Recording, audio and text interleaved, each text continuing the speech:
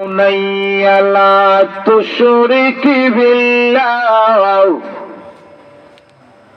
إن الشرك لظلم عظيم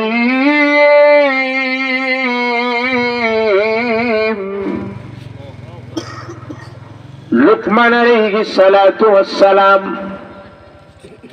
সর্বপ্রথম যে উপদেশটা ওনার ছেলেদেরকে দিলেন যে হে বৎস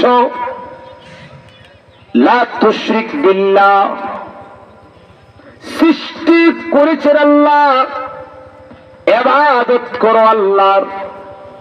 আল্লাহর ইবাদত করতে গিয়ে সাবধান, আল্লাহর সাথে শিরিক করিও না। ঠিক না ঠিক? ইবাদত করতে গিয়ে কার শিরিক করতাম না? আল্লাহর। ইন্নাশ শিরকা লাযুলমুন আযীম, শিরিক হলো মহা বড় পাপ। তাহলে আল্লাহর হকের, আল্লাহর তাওহীদের বর্ণনা দিচ্ছেন সংক্ষিপ্ত আকারে, ইবাদত করো আল্লাহ। এরপরেই যে আয়াতটা আল্লাহ বলছেন ওয়াসাইনাল ইনসানা বিওয়ালিদাইহি,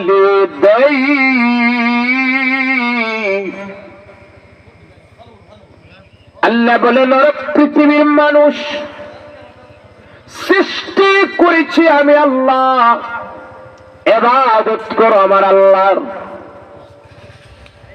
আর পৃথিবীতে আসার মাধ্যম তোমার মা বাবা, সুতরাং খেদমত করো তোমার মা বাবার। ঠিক আছে? ঠিক। তাহলে প্রথমে আল্লাহর হক, পরে কার হকের কথা বলছেন? মা বাবার। বুঝেন? এবার আসো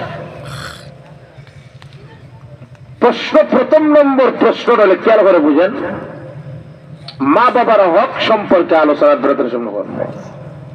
আর প্রথম যে বিষয়টা আলোচনা হবে এটা হইল যে